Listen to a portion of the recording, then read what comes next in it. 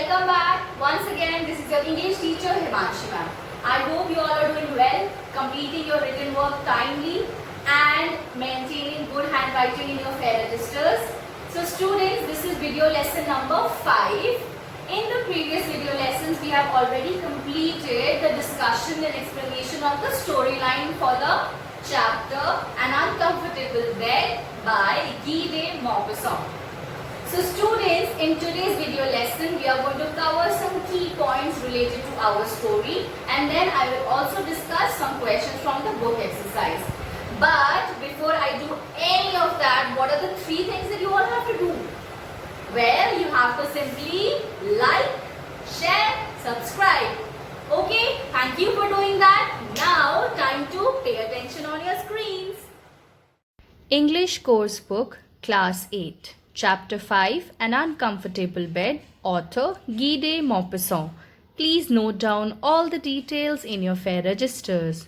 So students, today let us talk about the theme of our story. This story is based on the theme of humor. And as we all know, humor means the art of being funny or creating a comical atmosphere. All the actions that take place happen in a very humorous way, meaning a very funny way, giving the readers a good laugh.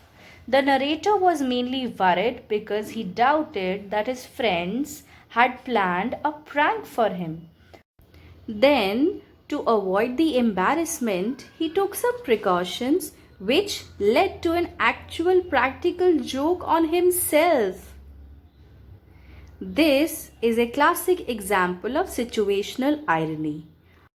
Now, what do we understand about situational irony? Let me tell you.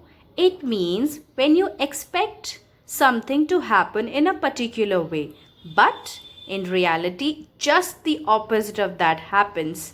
In that situation, it will be called situational irony.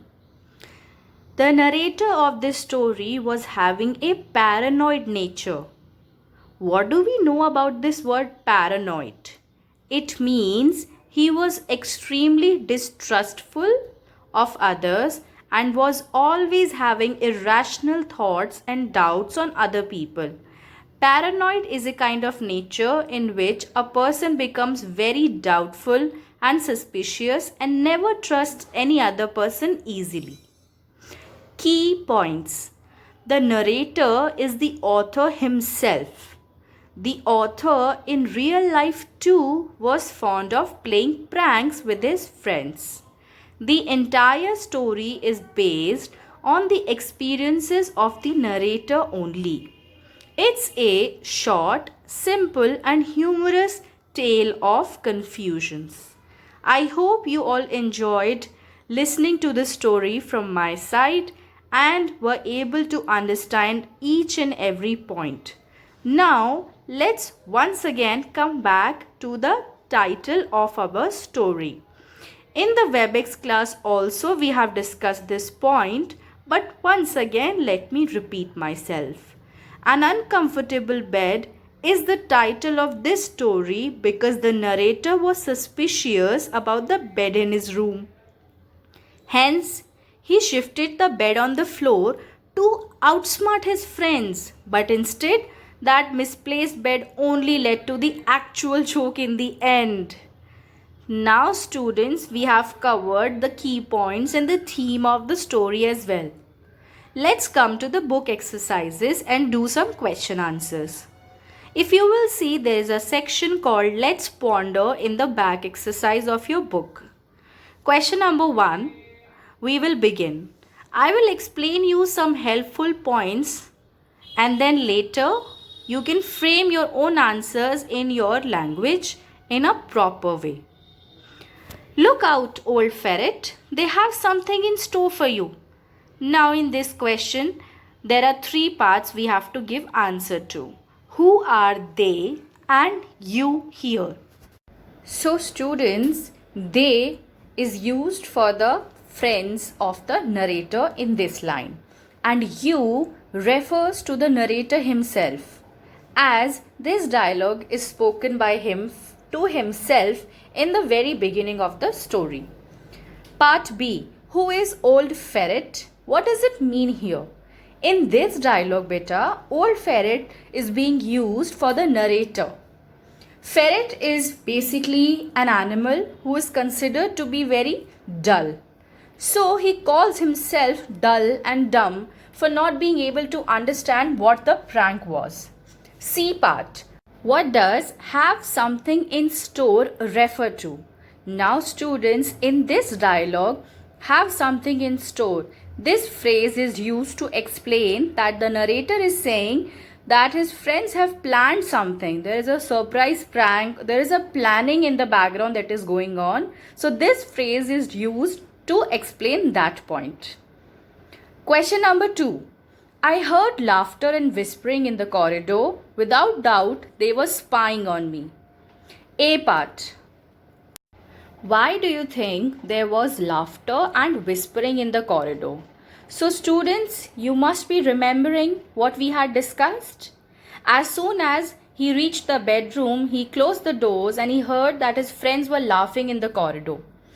Why were they laughing? Well, they were laughing because of that strange behavior of the narrator. He was behaving in a very suspicious and a paranoid way. So his friends were basically laughing over that behavior.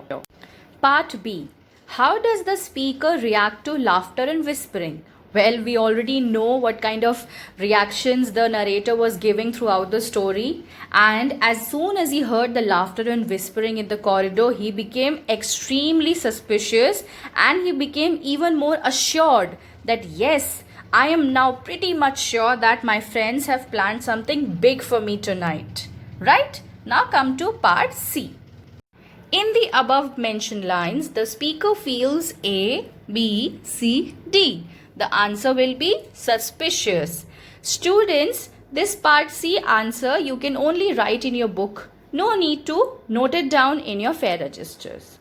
Now, let's come to question number 3 after this. And I hope the discussion we are having in the video lesson will be helpful to all of you while you frame your own answers.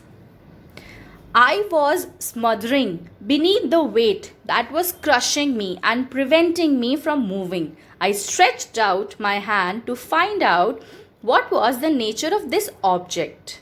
Question number 3, part A. What caused the speaker to feel smothered? Now students, smothered is a word which means to feel suffocated and obstructed by another being. So, in our story, why was the speaker feeling suffocated? Well, we all know that there was a strange heavy body weight over him which made him feel suffocated. B part. Why did the speaker have to stretch out his hand to identify the object?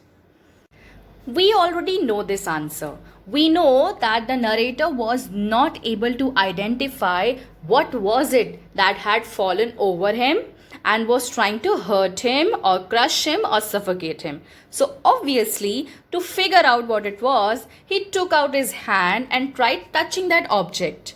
Clearly, at that point in the story, the narrator did not know that it was the valley. So he considered it to be an object. Part C. Nature. This word here refers to type of characteristics or earth and environment.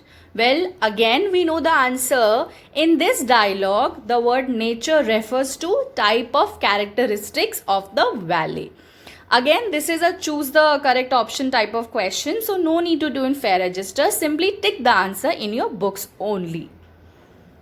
Okay, my dear students, that is all for today. Please complete your work after watching this video and see you all in the next video lesson. Take care. Bye-bye.